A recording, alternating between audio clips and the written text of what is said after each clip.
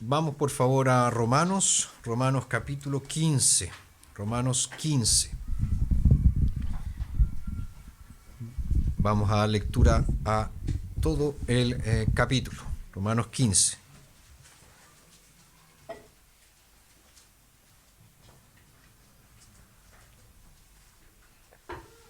Escuchemos con atención la palabra de Dios, palabra que es infalible, inerrante y suficiente.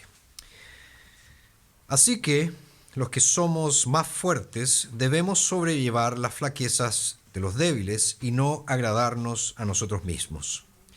Cada uno de nosotros agrade a su prójimo para el bien, con miras a la edificación. Porque Cristo no se agradó a sí mismo, más bien, como está escrito, las afrentas de los que te afrentaron cayeron sobre mí. Pues lo que fue escrito anteriormente fue escrito para nuestra enseñanza, a fin de que, por la perseverancia y la exhortación de las Escrituras, tengamos esperanza. Y el Dios de la perseverancia y de la exhortación les conceda que tengan el mismo sentir los unos por los otros, según Cristo Jesús, para que, unánimes y a una sola voz, glorifiquen al Dios y Padre de nuestro Señor Jesucristo. Por tanto, recíbanse los unos a los otros como Cristo los recibió para la gloria de Dios. Digo pues que Cristo fue hecho ministro de la circuncisión a favor de la verdad de Dios para confirmar las promesas hechas a los patriarcas y para que las naciones glorifiquen a Dios por la misericordia, como está escrito. Por tanto, yo te confesaré entre las naciones y cantaré a tu nombre. Y otra vez dice, alégrense naciones con su pueblo. Y otra vez, alaben al Señor todas las naciones y ensálcenle pueblos todos. Y otra vez dice Isaías, vendrá la raíz de Isaí y el que se levantará para gobernar a las naciones, y las naciones esperarán en él. Que el Dios de esperanza los llene de todo gozo y paz en el creer, para que abunden en la esperanza por el poder del Espíritu Santo. Pero yo mismo estoy persuadido de ustedes, hermanos míos, que ustedes también están colmados de bondad, llenos de todo conocimiento, de tal manera que pueden aconsejarse los unos a los otros. Pero con bastante atrevimiento les he escrito para recordarles ciertos asuntos. Esto hago a causa de la gracia que me ha sido dada por Dios, para ser ministro de Cristo Jesús a los gentiles, ejerciendo el servicio sagrado del Evangelio de Dios, y esto con el fin de que la ofrenda de los gentiles sea bien recibida, santificada por el Espíritu Santo. Tengo, pues, de qué gloriarme en Cristo Jesús en las cosas que se refieren a Dios, porque no me atrevería a hablar de nada que Cristo no haya hecho por medio de mí para la obediencia de los gentiles, por palabra y por obra, con poder de señales y prodigios, con el poder del Espíritu de Dios, de modo que desde Jerusalén hasta los alrededores de Ilírico lo he llenado todo con el Evangelio de Cristo. De esta manera he procurado predicar el Evangelio donde Cristo no era nombrado, para no edificar sobre fundamento ajeno, sino como está escrito, verán aquellos a quienes nunca se les anunció acerca de él, y los que no han oído entenderán. Por esta razón he sido impedido muchas veces de ir a ustedes, pero ahora, no teniendo más lugar en estas regiones y teniendo desde hace muchos años el gran deseo de ir a ustedes, lo haré cuando viaje para España, porque espero verlos al pasar y ser encaminado por ustedes allá, una vez que en algo me haya gozado con ustedes. Pero ahora voy a Jerusalén para ministrar a los santos, porque Macedonia y Acaya tuvieron a bien hacer una ofrenda para los pobres entre los santos que están en Jerusalén, pues les pareció bien y son deudores a ellos, porque si los gentiles han sido hechos participantes de los bienes de sus bienes espirituales, ellos también deben servirles con sus bienes materiales. Así que cuando haya concluido esto y les haya entregado oficialmente este fruto, pasaré por ustedes a España. Y sé que cuando vaya a ustedes llegaré con la abundancia de la bendición de Cristo. Pero les ruego, hermanos, por nuestro Señor Jesucristo y por el amor del Espíritu, que luchen conmigo en oración por mí delante de Dios, para que yo sea librado de los desobedientes que están en Judea, y que mi servicio a Jerusalén sea del agrado de los santos, para que al llegar a ustedes con gozo por la voluntad de Dios, encuentre descanso junto con ustedes. Y el Dios de paz sea con todos ustedes. Amén. Hasta allí la lectura para hoy. Hoy llegamos al final de la segunda sección general de la carta del apóstol Pablo a los romanos. Esta sección, como ya hemos visto, comienza ahí en el versículo 1 del capítulo 12 y se extiende hasta el versículo 33 del capítulo 15. Y esta sección se centra en la vida cristiana, en cómo debemos vivir la vida cristiana. Si ustedes recuerdan nuestro último sermón en Romanos, vimos que Pablo en el capítulo 14 exhorta a la paciencia, exhorta al sacrificio voluntario de la libertad cristiana por el hermano más débil, por causa del hermano más débil. Y Pablo señala que eso es una de las claves para la unidad de la iglesia. Ahora, en el pasaje que acabamos de leer, en este capítulo 15, Pablo aborda el tema de la unidad cristiana nuevamente y muestra cómo esta unidad contribuye para promover sus esfuerzos misioneros entre los gentiles, especialmente este deseo que Pablo tiene de llegar a España con el Evangelio. Ahora, si ustedes notan, este capítulo 15 tiene un argumento bastante claro. Hay tres cosas que se destacan en este pasaje. En primer lugar, en los versos del 1 al 7, Pablo señala la unidad cristiana y dice que esta unidad cristiana nos lleva a la adoración. Después, en los versos 8 al 13, Pablo menciona que la adoración cristiana es el fin de la misión. O sea, hacemos misiones, llevamos el Evangelio para que las personas adoren a Dios, para que otros adoren a Dios. Y en tercer lugar, en los versos 14 al 33, Pablo dice que la misión cristiana es el llamado de la iglesia, el llamado de la iglesia. Entonces, por esto, el apóstol Pablo, cuando concluye esta parte práctica de su carta, nos llama a renovar nuestro compromiso con la unidad. Porque ese renovado compromiso con la unidad nos va a llevar a la adoración. Y la adoración es lo que motiva la misión. Entonces nuestro tema para hoy es el siguiente: unidad, adoración y misión. Unidad, adoración y misión. Vamos entonces con lo primero, la unidad cristiana. La unidad cristiana. En los primeros versículos de este capítulo 15, es decir, los versos 1 al 7, Pablo muestra cómo la unidad en la iglesia lleva a la adoración. Los versos 1 y 2 encontramos o nos muestran allí un resumen de lo que Pablo ya trató en el capítulo 14. Dice: así que los que somos más fuertes debemos sobrellevar las flaquezas de los débiles y no agradarnos a nosotros mismos. Cada uno de nosotros agrade a su prójimo para el bien, con miras a la edificación. Fíjense, esa es la conclusión entonces de todo el capítulo 14. Y Pablo está diciendo que esta unidad es prioridad. Es una prioridad. De hecho, más que prioridad, es una obligación que recae sobre el creyente, especialmente sobre aquel que dice que es maduro en la fe. El maduro en la fe, nosotros ya lo vimos, son aquellos que disfrutan de la plenitud de la libertad cristiana y que ellos son capaces de restringirse en su libertad cristiana por el bien del hermano más débil, por el más débil en la fe. Por lo tanto, aquel que dice, me voy a complacer a mí mismo, no está siguiendo el camino de Cristo Jesús. Porque Cristo nos llama a sacrificar nuestra libertad cuando sea necesario por el bien de nuestros hermanos y hermanas en Cristo que son más débiles que nosotros.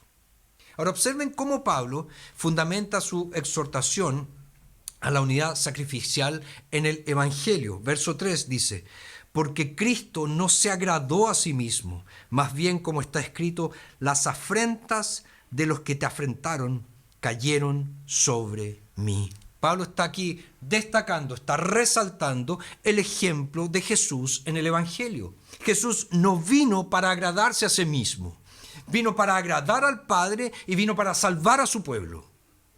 Entonces, en lugar de agradarse a sí mismo, Pablo dice, citando aquí el Salmo 69, verso 9, que Cristo, ¿verdad?, dijo, las afrentas de los que te afrentaron cayeron sobre mí.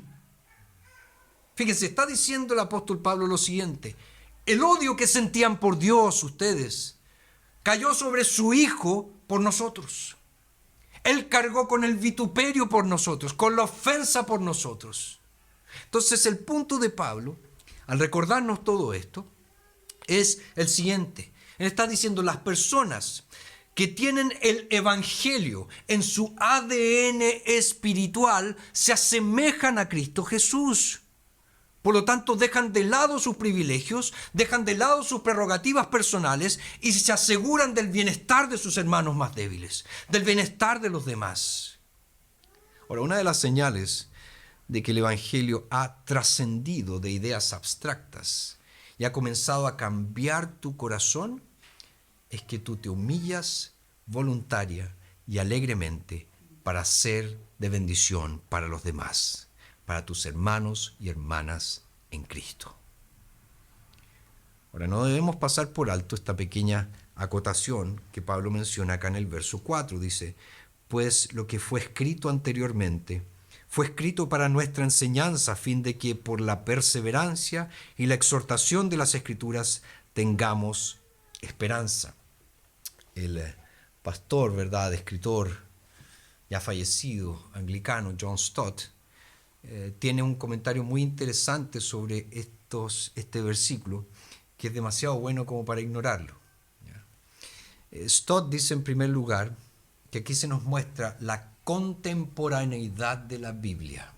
La contemporaneidad de la Biblia. Es decir, las Escrituras, claro, fueron escritas en tiempos pasados, pero a pesar de ello, fueron escritas, como dice Pablo, para nuestra enseñanza, para hoy.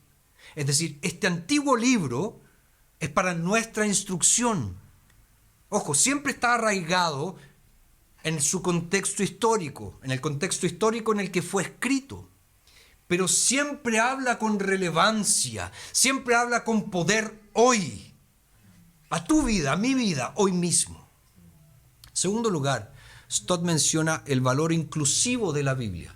El valor inclusivo de la Biblia. Pablo dice, lo que fue escrito anteriormente fue escrito para nuestra enseñanza. O como se expresa también el apóstol Pablo en 2 de Timoteo capítulo 3, verso 16, toda la escritura es inspirada por Dios y útil, dice. Y útil. Entonces, fíjense, nosotros no podemos elegir qué partes son relevantes y cuáles no. Toda la escritura es inspirada por Dios y toda la escritura es útil para nosotros. En tercer lugar, el cristocentrismo, de la Biblia. Pablo nos muestra aquí, basado en el Salmo 69, verso 9, que la escritura nos muestra a Jesús. Y más adelante Pablo va a mencionar citas tomadas de la ley, citas tomadas de los profetas, citas tomadas de los escritos, es decir, las tres partes del Antiguo Testamento, y él va a decir cómo todas estas partes del Antiguo Testamento apuntan al Señor Jesucristo, porque la Biblia nos muestra a Jesús, la Biblia nos muestra a Cristo Jesús. Cuarto, el propósito práctico de la Biblia. Pablo nos dice aquí que la Biblia nos concede perseverancia y exhortación, resultando finalmente en esperanza. Entonces, fíjense, nosotros ciertamente necesitamos las tres cosas. Necesitamos ánimo, necesitamos exhortación y necesitamos esperanza. ¿Dónde la encontramos? En la Biblia, en la palabra de Dios. Por eso el Señor nos ha dado su santa e inerrante palabra. Y en quinto lugar, Stott habla del origen divino de la Biblia. El origen divino de la Biblia. Fíjense que este ánimo, esta perseverancia, esta exhortación mencionada en el verso 4, se atribuyen a Dios en el verso 5, porque dice, y el Dios de la esperanza y de la exhortación. Fíjense, la Biblia nos transmite perseverancia, nos transmite exhortación desde su fuente divina. El Dios de gracia nos da gracia a través de este libro. Es Dios quien habla aquí. Es instrumento de Dios, es boca de Dios, es la mismísima palabra de Dios. Ahora bien, al leer el verso 4, todo esto puede parecer francamente ajeno al hilo principal del argumento de Pablo sobre la unidad y sobre la adoración. Sí, ciertamente es un paréntesis, pero es un paréntesis muy útil porque nos recuerda el Evangelio de Jesús al que Pablo se refiere al llamarnos a la unidad. ¿Ah? Porque solo se puede encontrar este Evangelio en las Sagradas Escrituras, en la palabra de Dios. Entonces el instrumento de perseverancia, el instrumento de exhortación, el instrumento de esperanza que todos nosotros necesitamos es la palabra de Dios, las Santas Escrituras, la Biblia. Perseverancia y exhortación. Dios nos da esas cosas en la Biblia, en la palabra, en las Escrituras. Y a este medio de gracia principal, que es la palabra de Dios, Pablo le añade otro. Fíjense en el verso 5. Y el Dios de la esperanza y de la exhortación les conceda que tengan el mismo sentir los unos por los otros según Cristo Jesús. ¿Qué está haciendo Pablo aquí? Está orando por los romanos. Está orando. O sea, a la palabra él le agrega la oración. La oración. Está la palabra, medio de gracia. Está la oración, medio de gracia. Por tanto, ¿qué está diciendo Pablo entonces en esta primera parte? Sean uno para la gloria de Dios. Sean uno para la gloria de Dios. Y el Dios de la perseverancia nos llama en su palabra a ser uno en Cristo. Y nos exhorta también a orar por esa unidad. A orar por esa unidad. ¿Estás comprometido a orar por la unidad de la iglesia? El otro día un hermano, que no voy a decir su nombre, mencionó en un pedido de oración orar por la unidad. Él decía que en la medida que las iglesias crecen parece que las personas se desunen, forman grupitos. Mantengamos eso siempre en nuestro corazón. Orar por la unidad de la iglesia. La iglesia es una porque tiene un solo Señor. Tenemos entonces en primer lugar la unidad cristiana. En segundo lugar, la adoración cristiana. Mientras Pablo ora a Dios, a este Dios de perseverancia y exhortación, él conecta dos cosas. Él conecta la unidad con la adoración. Él ora, como ya vimos en el verso 5, para que los romanos tengan un mismo sentir los unos por los otros, según Cristo Jesús. Verso 6, para que unánimes y a una sola voz glorifiquen al Dios y Padre de nuestro Señor Jesucristo. Fíjense, dice, debemos recibirnos los unos a los otros, debemos aceptarnos los unos a los otros para la gloria de Dios. O sea, fíjense, la unidad en la iglesia está al servicio de la adoración, la unidad está al servicio de la doxología en la iglesia. Es el punto de Pablo. Porque una iglesia dividida es una iglesia donde la adoración se ve socavada por pequeñas disputas, por conflictos interpersonales. Una iglesia donde las viejas heridas todavía supuran, donde los resentimientos crecen, donde nuestras quejas se convierten en nuestra principal preocupación. Una iglesia así no se dedica a adorar a Dios, porque se dedican a pelear los unos con los otros, a morderse los unos a los otros. Pero una iglesia unida, donde las personas se sienten cautivadas por el sacrificio de Cristo, y los miembros a su vez se sirven sacrificialmente los unos a los otros, en dicha iglesia hay armonía. Y nuestra atención no se centra en detalles secundarios que nos distraen, sino en el Dios que nos ha unido en su Hijo, nuestro Salvador, en el Señor Jesucristo. Y por eso, dice Pablo, adoramos a una sola voz. ¿Por qué? Porque Dios nos ha hecho un solo corazón en Cristo.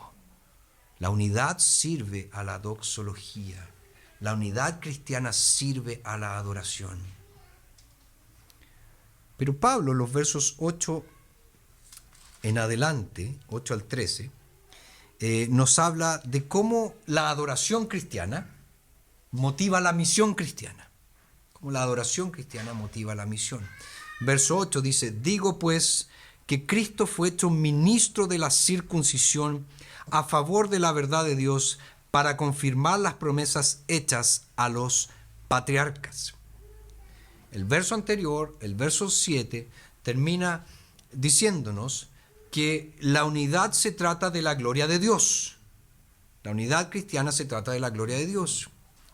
Ahora Pablo nos dice que Jesús vino al mundo para extender esa unidad más allá de los muros de la iglesia local, de esta iglesia local en Roma, hasta los confines de la tierra, con el gran propósito de que judíos y gentiles por igual vinieran y se unieran a nuestra adoración al Dios Trino.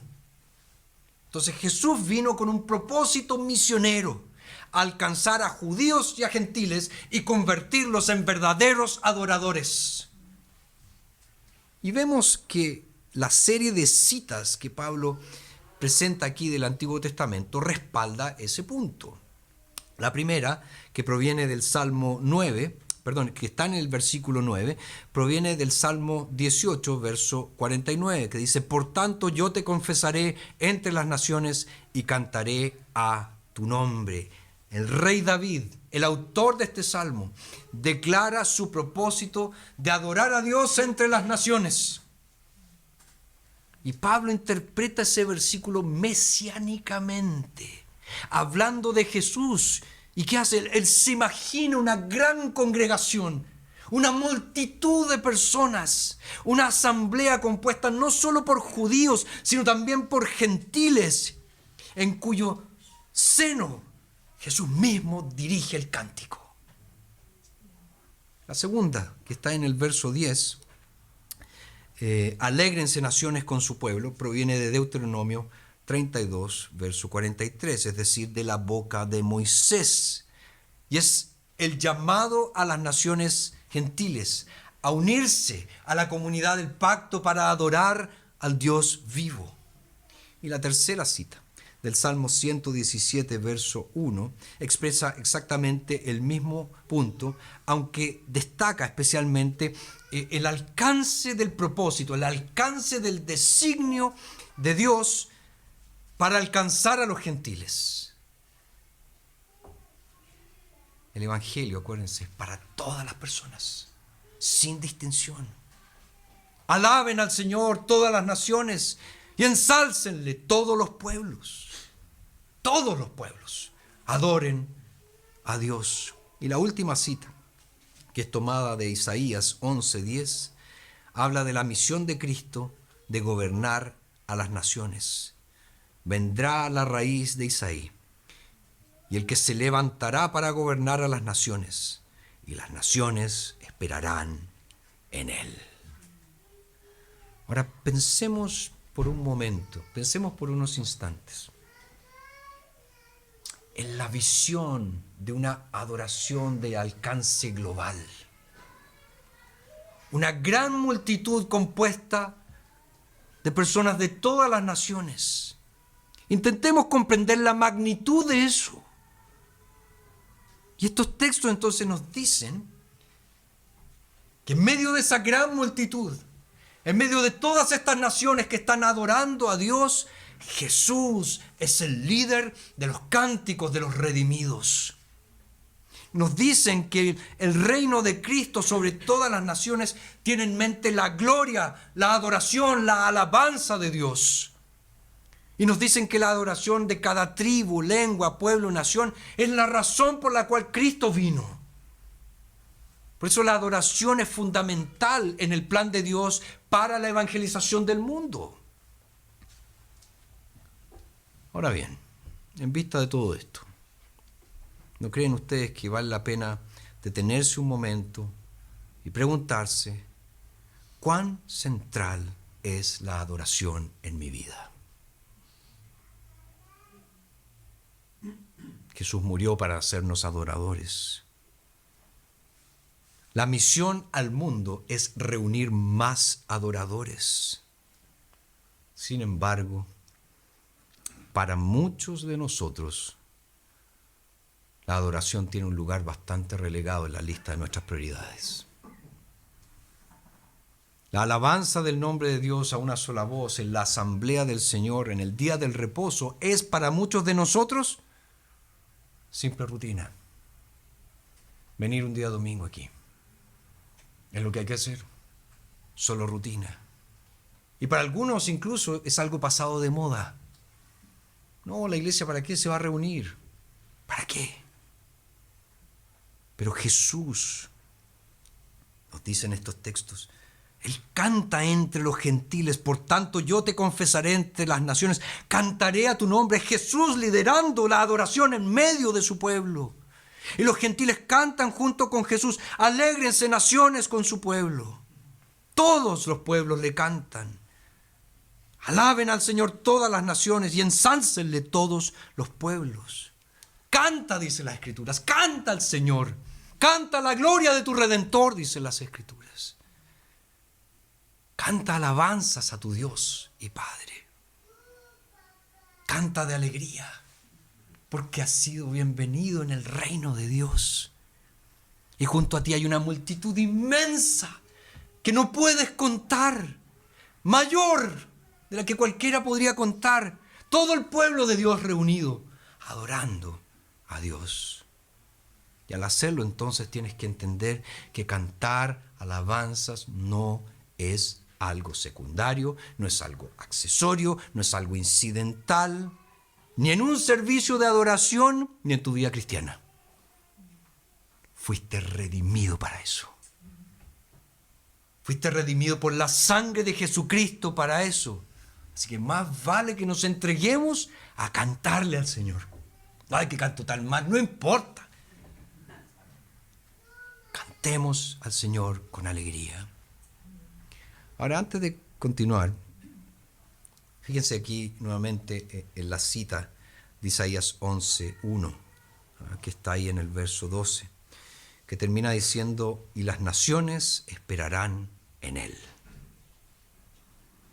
Fíjense, Pablo, tomando esa cita, después dice en el verso 13, que el Dios de esperanza los llene de todo gozo y paz en el creer, para que abunden en la esperanza por el poder del Espíritu Santo. ¿Qué está haciendo el apóstol Pablo allí? Él está orando para que esa misma realidad esté en los corazones y en las vidas de los cristianos en Roma. Para que esa misma realidad esté en tu vida y en mi vida, en tu corazón y en mi corazón. Dios ha prometido que los gentiles esperarán en Jesús. Y por eso Pablo ora por la promesa de Dios, para que, en cierto sentido, Pablo aquí nos está presentando un modelo de oración. Sí, es una hermosa bendición lo que está aquí, es una bendición. Y ojalá tuviéramos tiempo para detallarla a fondo. Pero lo único que me gustaría que quede es que detrás de esta bendición se encuentra sutilmente este punto que Pablo está planteando hasta aquí. Él está diciendo, ustedes romanos son prueba viva de que Dios cumple su palabra, que Dios cumple su propósito misionero. Porque ustedes son gentiles. Y su palabra decía que los gentiles esperarán en Él. Aquí hay puros gentiles. Levante la mano si hay un judío aquí. Puros gentiles. Les pregunto, ¿Dios cumple su palabra? Ciertamente la cumple. Porque los gentiles, nosotros, esperaremos en Él, esperaremos en Jesús.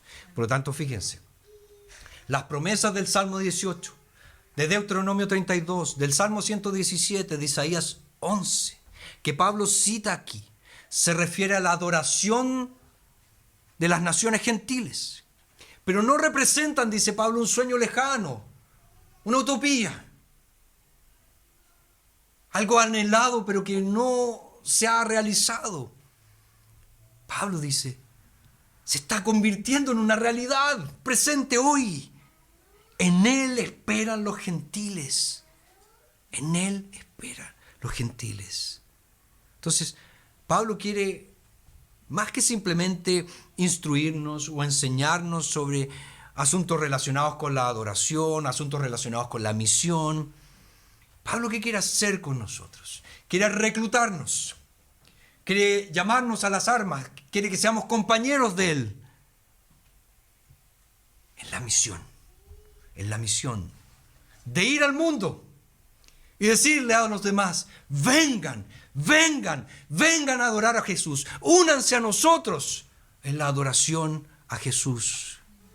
Dios está obrando el gran propósito misionero y nosotros ya estamos siendo llevados a ese mismo propósito.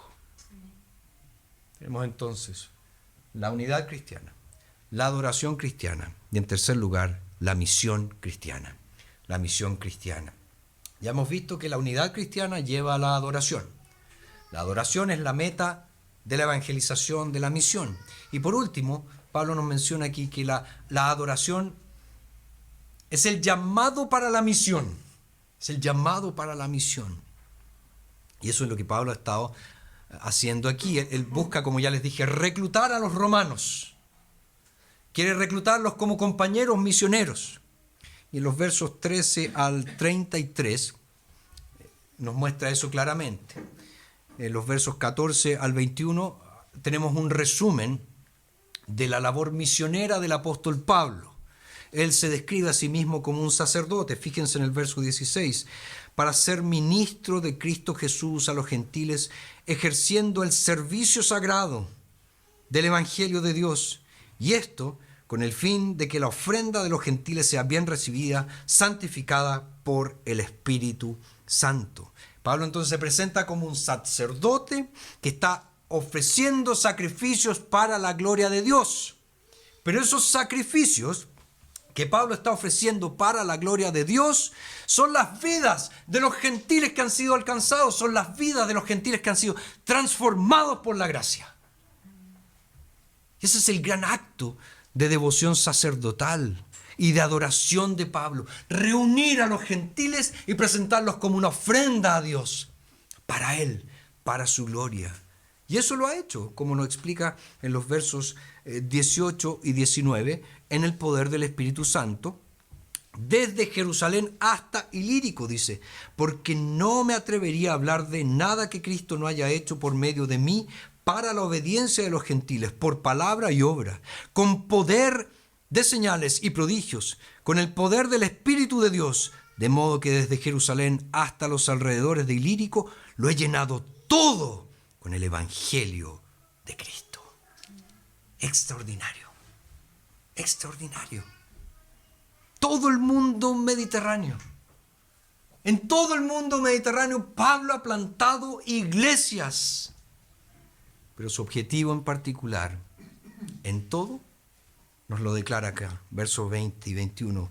De esta manera, he procurado predicar el Evangelio donde Cristo no era nombrado, para no edificar sobre fundamento ajeno, sino como está escrito, verán aquellos a quienes nunca se les anunció acerca de él, y los que no han oído entenderán. Fíjense, Pablo desea entonces llevar este evangelio a quienes nunca han oído hablar de Jesús. Él desea ser un misionero pionero. ¿Por qué? Porque las Escrituras, dice Pablo, prometen que quienes nunca han oído de Jesús entenderán, creerán y llegarán a conocer a Jesús. Y Pablo anhela ser parte de eso. Anhela formar parte de eso. Y es un breve e inspirador momento autobiográfico del apóstol Pablo que merece nuestra atención si estás empezando a preguntarte si Dios te está llamando a servirle en la obra misionera a nivel global. Lee atentamente estas palabras de Pablo y descubre si Dios está o no plantando en ti la misma semilla, este celo ardiente por dar a conocer a Cristo entre quienes aún no le han oído. Y Pablo describe su propia labor misionera y luego les dice a los romanos que él planea visitarlos cuando pase por allí rumbo a España. Y él dice que ha intentado visitarlos varias veces, pero que ha sido obstaculizado. Pero dice que ahora tiene una misión que cumplir antes de visitarlos. Y esa misión es llevar una ofrenda a Jerusalén, porque estaban pasando allí una gran hambruna. Y dice que esa ofrenda fue recolectada entre las iglesias de Acaya y Macedonia. Y después dice en el verso 28, cuando haya concluido esto y les haya entregado oficialmente este fruto, pasaré por ustedes a España. Todas esas cosas nos pueden parecer muy triviales, ¿verdad? Tareas domésticas. Estaba ocupado de tareas domésticas. Llevar comida, llevar ayuda, etc. Pero no hay que pasarlas por alto. Porque mientras Pablo nos presenta los planes para su viaje, nos muestra por lo menos 4 maneras en que los cristianos y las iglesias deben colaborar con los misioneros y participar en la extensión de este proyecto misionero global de llevar el Evangelio por todo el mundo. Y déjenme, por favor, resumir brevemente estas 4 maneras y ahí terminamos, para que no se aburran. ¿Ya? En primer lugar, Pablo menciona aquí su propio ejemplo, el ejemplo del propio apóstol Pablo. Pablo era un evangelista apasionado, que él buscaba cumplir la promesa de Dios de que las naciones vendrían a Cristo y de que quienes nunca habían oído hablar de Jesús oirían de Él, creerían en Él. Y muchos de nosotros, tal vez lamentablemente, asumimos demasiado rápido que el llamado para la obra misionera, la obra evangelística a tiempo completo es para otros.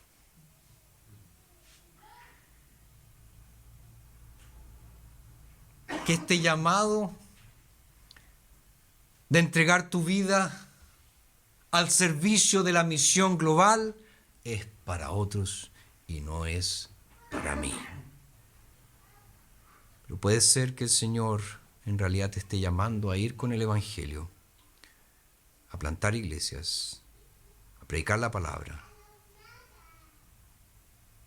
o a participar de alguna manera en la gran obra de evangelización mundial.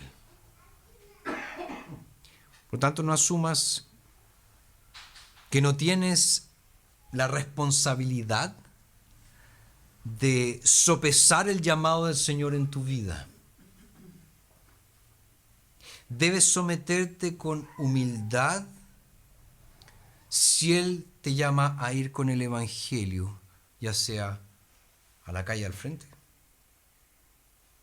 a la casa al frente, a la casa al lado, 2 cuadras más allá, en Curicó, fuera de Curicó, etc. Por lo tanto, lee, por favor, el ejemplo de Pablo aquí con atención y comprueba si ese ejemplo no enciende en ti, no enciende en tu corazón una llama por los perdidos. Primera cosa, entonces, el ejemplo del apóstol Pablo. Segundo lugar, tú puedes apoyar la obra de misión global con tus ofrendas, Pablo nos dice aquí que él ha recorrido las iglesias que ya había plantado y lo hizo para recaudar fondos para ayudar a las iglesias en Jerusalén. Por lo tanto, la obra del Evangelio impulsa a la gente a ir, ¿verdad? Pero también esa obra del Evangelio requiere dinero. Y Pablo menciona acá en el verso 26 que las iglesias de Acaya y Macedonia han colaborado. Y en 2 Corintios capítulo 8, verso 2, nos da más información acerca de la generosidad de estas iglesias. Dice que en grande prueba de tribulación, la abundancia de su gozo y su extrema pobreza, no eran iglesias ricas, abundaron en las riquezas de su generosidad, porque doy testimonio de que espontáneamente, sin ser obligados, sin ser constrangidos, espontáneamente han dado de acuerdo con sus fuerzas y aún más allá de sus fuerzas. Generosidad y sacrificio es una perfecta manera de apoyar la misión. Generosidad y sacrificio. Tercera cosa que Pablo menciona aquí, él desea compañerismo, él desea consuelo. De hecho, en el verso 23, él dice que ha querido visitar a los romanos durante muchos años, muchas veces. En el verso 24 dice que espera disfrutar de la compañía de los romanos. En el verso 32 nos dice que anhela visitarlos con gozo y ser reconfortados con su compañía. ¿Qué significa todo eso? Significa que ni siquiera el apóstol Pablo está exento a la necesidad de compañerismo, de ánimo, consuelo y apoyo. Acuérdense que Pablo ha estado insistiendo en el deber mutuo de amor, este deber mutuo de unidad, de esta interdependencia en el cuerpo de Cristo. Pero aquí vemos que él mismo no se pone en otro nivel. Él mismo no dice, yo estoy exento de esas cosas. Cristianos, ustedes preocúpense del compañerismo, ustedes preocúpense de estar juntos. Yo ando en otra. Yo estoy plantando iglesias, ya no tengo tiempo para eso. No dice nada de eso. Pablo está diciendo, ¿saben qué? Los necesito. Los necesito. Si quiero lograrlo, si quiero ser fiel a mi ministerio, necesito detenerme, recibir ánimo de ustedes, recibir consuelo de la querida compañía de ustedes. Queridos, nos necesitamos unos a otros. Y nuestros pastores, evangelistas, plantadores de iglesia, misioneros, reciben una gran ayuda simplemente cuando tú demuestras interés, cuando demuestras amor, bondad, amistad, hospitalidad por ellos. Compañerismo y consuelo. Y finalmente, Pablo dice que podemos cumplir nuestro llamado de llevar el evangelio al mundo mediante la oración. Mediante la oración. Verso 30 dice, pero les ruego, hermanos, por nuestro Señor Jesucristo y por el amor del Espíritu Santo, que luchen conmigo en oración por mí delante de Dios. Pablo habla acá de luchar junto a él en la causa de la misión global mediante la oración. ¿Quieren luchar conmigo en esta misión? Dice Pablo. ¿Quieren estar conmigo en esta misión? Yo sé que no pueden ir algunos de ustedes, pero oren. Oren conmigo. Oren por mí. Oremos juntos por esto. Colaborar en la ardua labor del avance del Evangelio con sus hermanos y hermanas en todo el mundo mediante sus oraciones. Es lo que Pablo anhela que esta iglesia haga. No sé cuántos de ustedes conocen la historia del verdad padre de las iglesias, de las misiones modernas, William Carey. William Carey tenía 3 amigos, John Ryland, John Sutcliffe y Andrew Fuller. Y ellos formaron, ¿verdad?, esta sociedad misionera bautista en 1792. Y el plan de Carey, ¿cuál era? Ir a Calcuta, ¿verdad?, a India. Y John Ryland registró el momento. Él dice, nuestra misión a la India me pareció al principio como si unos cuantos hombres deliberaran sobre la importancia de adentrarse en una mina profunda, inexplorada hasta entonces. No teníamos a nadie que nos guiara, y mientras deliberábamos, Carey, por así decirlo, dijo, bueno, bajaré si ustedes sujetan la cuerda. Pero antes de bajar, me pareció que hizo un juramento con cada uno de nosotros en la entrada de la mina, que mientras viviéramos, nunca soltaríamos la cuerda. Quizás algunos aquí han sido llamados a bajar a esa mina profunda en respuesta al llamado de Dios en sus vidas, ese llamado de predicar el Evangelio y hacer discípulos en todas las naciones. Pero si no han sido personalmente llamados a ir, han sido llamados y son llamados a sujetar la cuerda con generosidad, con compañerismo y con esfuerzo conjunto en oración. Unos van, los otros sujetan. Unos descienden, los otros aseguran la cuerda. Hermanos, la unidad en el Evangelio lleva a la adoración. La adoración es la meta de la misión. Para eso existe la misión. Y la misión es el llamado de Dios para la iglesia. Tu llamado, mi llamado. Ya sea que bajemos nosotros a la mina profunda, o ya sea que sostengamos la cuerda para que otros bajen. Oremos.